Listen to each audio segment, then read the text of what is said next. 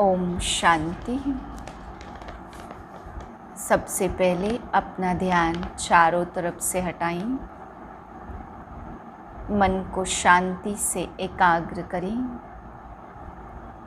मैं आत्मा मस्तक के बीच विराजमान एक की लगन में मगन हूँ, एक बल एक भरोसा रखने वाली निवारण स्वरूप आत्मा हूँ।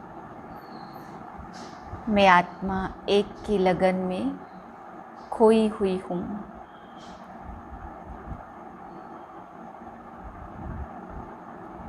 ज्योतिर्बिंदु शिव परमात्मा शिव बाबा की लगन में मगन हूँ।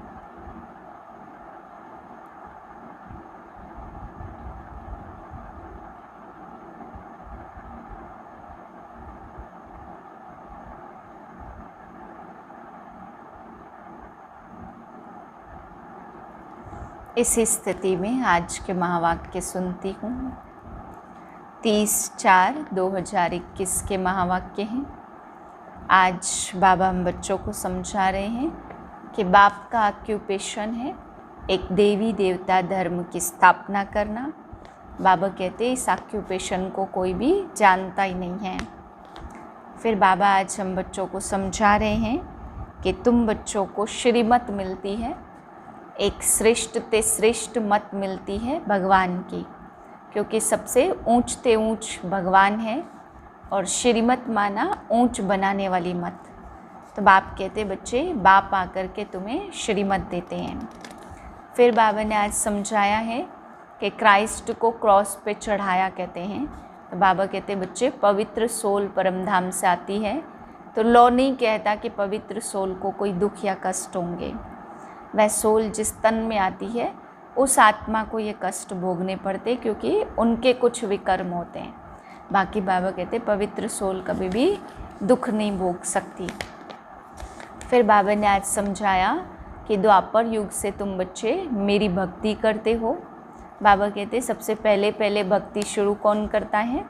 जो नंबर 1 में लक्ष्मी नारायण बनते हैं, वही वाम मार्ग में जाने के कारण सबसे पहले मुझ शिव परमात्मा की पूजा करते हैं, मेरा मंदिर बनाए मुझे याद करते हैं। फिर बाबा ने समझाया कि सतयुग में निर्विकारी दुनिया है, संपूर्ण वाइसलेस दुनिया है।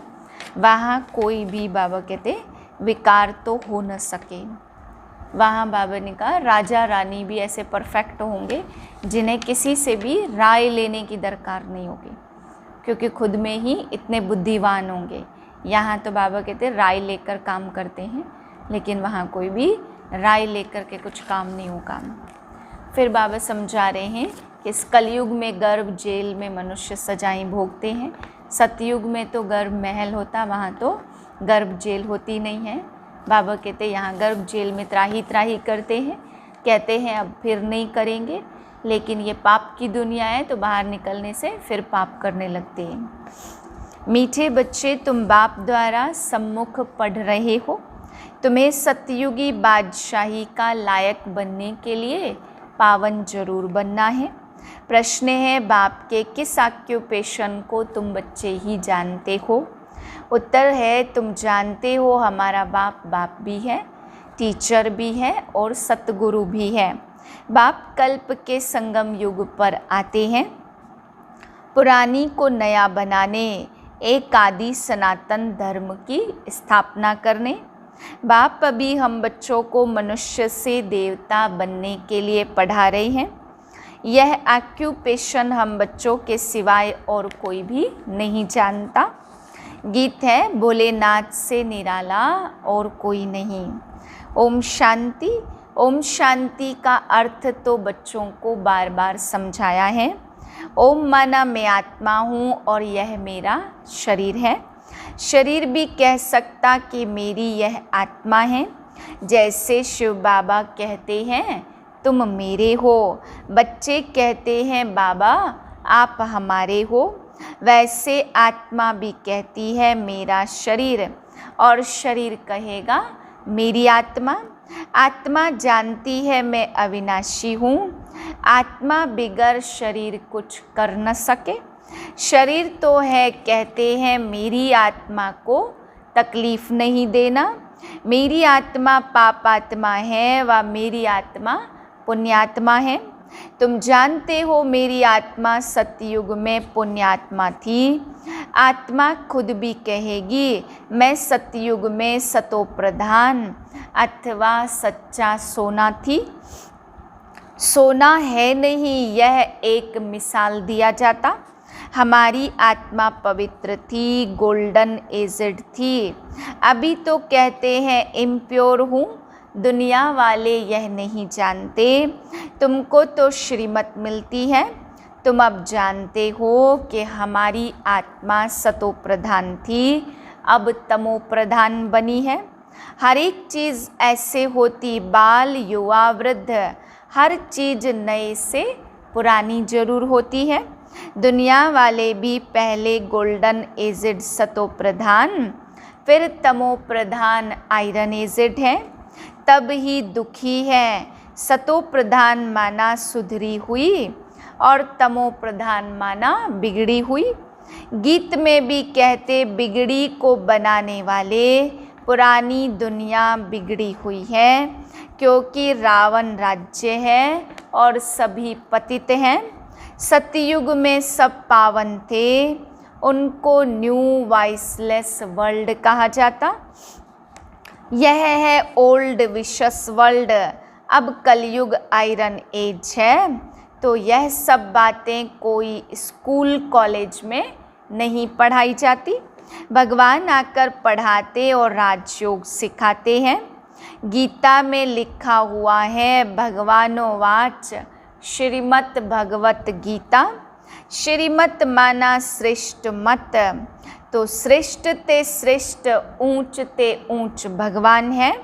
उनका नाम एक्यूरेट शिव है। तो रुद्र जयंती व रुद्र रात्रि कभी नहीं सुना होगा। शिवरात्रि कहते हैं, शिव तो है निराकार। अब निराकार की रात्रि व जयंती कैसे मनाई जाए? कृष्ण की जयंती तो ठीक है, फलाने का बच्चा है, उनकी तिथि तारीख दिखाते हैं। शिव के लिए तो कोई जानते नहीं कि कब पैदा हुआ, यह तो जानना चाहिए ना।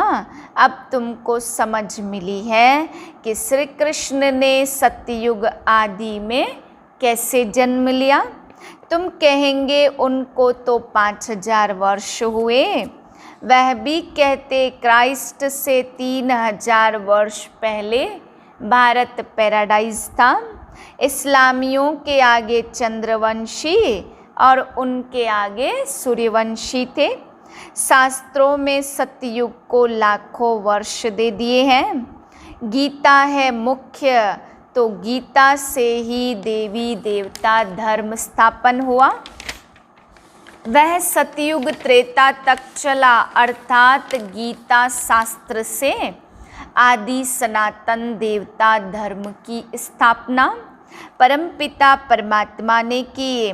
फिर तो आधा कल्प न कोई शास्त्र हुआ, न कोई धर्म स्थापक हुआ।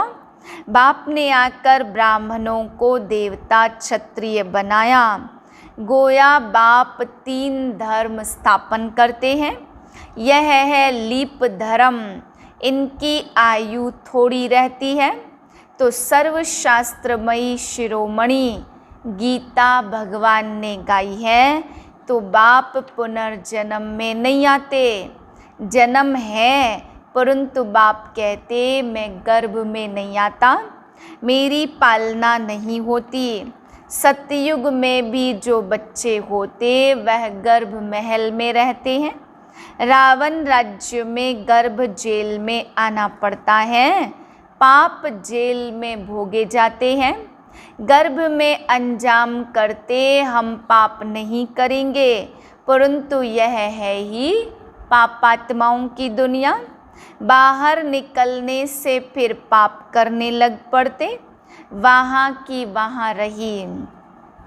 यहाँ भी बहुत प्रतिज्ञा करते हम पाप नहीं करेंगे, 1-2 पर काम कटारी नहीं चलाएंगे, क्योंकि यह विकार आदि मध्य अंत दुख देता है। सतयुग में विष है नहीं, तो मनुष्य आदि मध्य अंत 21 जन्म दुख भोगते नहीं है। क्योंकि राम राज्य है, उसकी स्थापना अब बाप फिर से कर रहे हैं। संगम पर ही स्थापना होगी ना। जो भी धर्म स्थापन करने आते उनको कोई भी पाप नहीं करना है। आधा समय है पुण्यात्मा, फिर आधा समय बाद पापात्मा बनते हैं। तुम सतयुग त्रेता में पुण्यात्मा रहते हो, फिर पापात्मा बनते हो। तो सतो प्रधान आत्मा जब ऊपर से आती तो वह सजाएं खा नहीं सकती। क्राइस्ट की आत्मा धर्म स्थापन करने आई, उनको कोई सजा मिल न सके। कहते हैं क्राइस्ट को क्रॉस पर चढ़ाया, परंतु उनकी आत्मा ने कोई विकर्म आदि तो किया नहीं। जैसे इनमें बाबा आते हैं वह तो है ही सतो प्रधान। कोई भी दुख तकलीफ इनकी आत्मा को होता है, शिव बाबा को होता नहीं है। वह तो सदैव सुख शांति में रहते, एवर सतो प्रधान है, परंतु आते तो इस पुराने शरीर में है ना। वैसे क्राइस्ट की आत्मा ने जिसमें प्रवेश किया उस शरीर को दुख हो सकता है। क्राइस्ट की आत्मा दुख भोग नहीं सकती है, क्योंकि सतो रजो तमो में आती है। नई नई आत्माएं आती भी तो है ना, उनको पहले जरूर सुख भोगना पड़े। दुख भोग नहीं सकती, लॉ नहीं कहता। इसमें बाबा बैठे हैं, कोई भी तकलीफ इनको दादा को होती है, ना कि शिव बाबा को। परंतु यह बातें तुम जानते हो और कोई को पता नहीं है। यह सब राज बाप बैठ समझाते। इस सहज राजयोग से स्थापना हुई थी, फिर भक्ति मार्ग में यही बातें गाई जाती। इस संगम पर जो कुछ होता वह गाया जाता है। भक्ति मार्ग शुरू होता तो फिर शिव बाबा की पूजा होती है। पहले पहले भक्ति कौन करता है? वही लक्ष्मी नारायण जब राज्य करते थे तो पूज्य थे, फिर वाम मार्ग में आ जाते तो फिर पूज्य से पुजारी बन जाते। बाप समझाते तुम बच्चों को पहले पहले बुद्धि में आना चाहिए कि निराकार परमात्मा इस द्वारा हमको पढ़ाते हैं। ऐसी और कोई जगह सारे वर्ल्ड में हो न सके जहाँ ऐसे समझाते हो।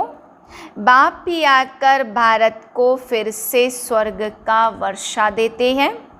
त्रिमूर्ति के नीचे लिखा हुआ है, deity world sovereignty is your God fatherly birthright. Shiv Baba आकर तुम बच्चों को स्वर्ग की बादशाही का वर्षा दे रहे हैं, लायक बना रहे हैं। तुम जानते हो बाबा हमको लायक बना रहे हैं। हम पतित थे ना, पावन बन जाएंगे, फिर यह शरीर नहीं रहेगा। रावण द्वारा हम पतित बने हैं, फिर परमपिता परमात्मा पावन बनाए, पावन दुनिया का मालिक बनाते। वही ज्ञान का सागर पतित पावन है। यह निराकार बाबा हमको पढ़ा रहे हैं। सब तो इकट्ठा नहीं पढ़ सकते। सम्मुख तुम थोड़े बैठे हो, बाकी सब बच्चे जानते हैं कि अभी शिव बाबा ब्रह्मा के तन में बैठ सृष्टि के आदि मध्य अंत का नॉलेज सुनाते होंगे। वह मुरली लिखत द्वारा आएगी और सत्संगों में ऐसा थोड़ी समझते। आजकल टेप मशीन भी निकली है, इसलिए भरकर भेज देते हैं। वह कहेंगे फलाने नाम वाला गुरु सुनाते, बुद्धि में मनुष्य रहता है, यहाँ तो वह बात है नहीं। यह तो निराकार बाप नॉलेजफुल है, मनुष्य को नॉलेजफुल नहीं कहा जाता। गाते हैं God father is knowledgeful, peaceful, blissful, तो उनका वर्षा भी चाहिए ना। उनमें जो गुण हैं वह बच्चों को मिलने चाहिए, अभी मिल रहे हैं। गुणों को धारण कर हम ऐसे लक्ष्मी नारायण बन रहे हैं। सब तो राजा रानी नहीं बनेंगे। गाया जाता राजा रानी वजीर, वहाँ वजीर भी नहीं रहता। महाराजा महारानी में पावर रहती है, जब विकारी बनते तब वजीर आदि होते हैं।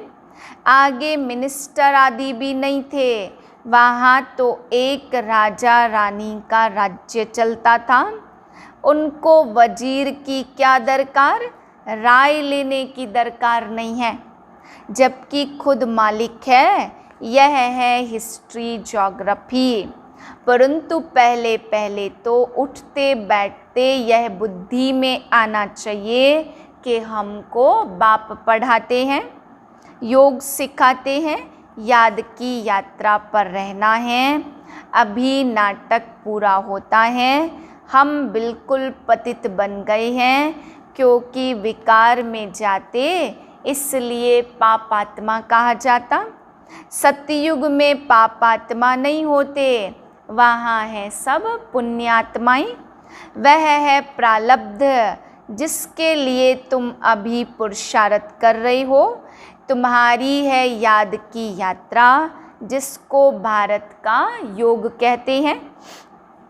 परंतु अर्थ तो समझते नहीं। योग अर्थात याद, जिससे विकर्म विनाश होते हैं, फिर यह शरीर छोड़ घर चले जाएंगे। उसको स्वीट होम कहा जाता। आत्मा कहती है हम उस शांति धाम के रहवासी हैं। हम वहाँ से नंगे अशरीरी आए थे, यहाँ पार्ट बजाने के लिए शरीर लिया है। यह भी समझाया है माया 5 विकारों को कहा जाता। यह है 5 भूत, काम का भूत, क्रोध का भूत, और नंबर 1 है देह अभिमान का भूत। बाप समझाते सतयुग में यह विकार होते नहीं हैं, उनको निर्विकारी दुनिया कहा जाता। विकारी को निर्विकारी बनाना यह तो बाप का ही काम है। उनको ही सर्वशक्तिमान ज्ञान का सागर पतित पावन कहा जाता। इस समय सब भ्रष्टाचार से पैदा होते हैं। सतयुग है ही वाइसलेस दुनिया। बाप समझाते हैं दुनिया वाले कहते विकार बिगर बच्चे कैसे पैदा होंगे। बाप समझाते अभी तुम्हारा यह अंतिम जन्म है, मृत्यु लोक खत्म होना है, फिर इसके बाद विकारी लोग होंगे ही नहीं। इसलिए बाप से पवित्र बनने की प्रतिज्ञा करनी है। कहते हैं बाबा हम आपसे वर्षा अवश्य लेंगे, वह कसम उठाते हैं झूठा। गॉड जिसके लिए कसम उठाते उनको तो जानते नहीं है, वह कब कैसे आता, उनका नाम रूप देश काल क्या है कुछ भी नहीं जानते। बाप आकर अपना परिचय देते हैं, तो अभी तुमको परिचय मिल रहा है। दुनिया भर में कोई भी गॉड फादर को नहीं जानते, बुलाते भी हैं, पूजा भी करते हैं, परंतु ऑक्यूपेशन को नहीं जानते। अभी तुम जानते हो परमपिता परमात्मा हमारा बाप टीचर सतगुरु है। यह बाप ने खुद परिचय दिया कि मैं तुम्हारा बाप हूँ, मैंने इस शरीर में प्रवेश किया है। प्रजापिता ब्रह्मा द्वारा स्थापना होती है, किसकी? ब्राह्मणों की। फिर तुम ब्राह्मण बनकर देवता बनते हो, तो मैं आकर तुमको शूद्र से ब्राह्मण बनाता हूँ। बाप कहते ही हैं मैं आता ही हूँ कल्प के संगम युग पर। देवताएं तो सूर्यवंशी चंद्रवंशी प्रजा सब हैं, बाकी पुरुषार्थ अनुसार ऊंच पद पाएंगे। अभी जो जितना पुरुषार्थ करेंगे वही कल्प कल्प चलेगा। समझते हैं कल्प कल्प ऐसा पुरुषार्थ करते हैं, ऐसा ही पद जाकर पाएंगे। यह तुम बच्चों की बुद्धि में है कि हमको निराकार भगवान पढ़ाते हैं, उनको याद करने से ही विकर्म विनाश होंगे। बिगर याद किए विकर्म विनाश हो नहीं सकते। मनुष्यों को यह भी पता नहीं कि हम कितने जन्म लेते हैं। शास्त्रों में कोई ने गपोड़ा लगा दिया 84 लाख जन्म। अभी तुम जानते हो 84 जन्म है, यह अंत का जन्म है। फिर हमको स्वर्ग में जाना है। पहले मूल वतन में जाकर फिर स्वर्ग में आएंगे। अच्छा, मीठे मीठे सिक्के लदे बच्चों प्रति माता पिता बाप दादा का याद प्यार और गुड मॉर्निंग। रूहानी बाप की रूहानी बच्चों को नमस्ते। हम रूहानी बच्चों की रूहानी बाप को नमस्ते। धारणा के लिए है पहली पॉइंट, बाप से जो पवित्र बनने की प्रतिज्ञा की है उस पर पक्का रहना है। काम क्रोध आदि भूतों पर विजय अवश्य प्राप्त करनी है। दूसरी पॉइंट है, चलते फिरते हर कार्य करते पढ़ाने वाले बाप को याद रखना है। अब नाटक पूरा हो रहा है, इसलिए इस अंतिम जन्म में पवित्र जरूर बनना है। वरदान है एक लगन, एक भरोसा, एक रस अवस्था द्वारा सदा निर्विघ्न बनने वाले निवारण स्वरूप भव। सदा एक बाप की लगन, बाप के कर्तव्य की लगन में ऐसे मगन रहो जो संसार में कोई भी वस्तु व व्यक्ति भी है यह अनुभव ही न हो। ऐसे एक लगन, एक भरोसे में, एक रस अवस्था में रहने वाले बच्चे सदा निर्विघ्न बन चढ़ती कला का अनुभव करते हैं। वे कारण को परिवर्तन कर निवारण रूप बना देते हैं। कारण को देख कमज़ोर नहीं बनते, निवारण स्वरूप बन जाते हैं। स्लोगन है अशरीरी बनना वायरलेस सेट है, वॉइसलेस बनना वायरलेस सेट की सेटिंग है। ओम शांति।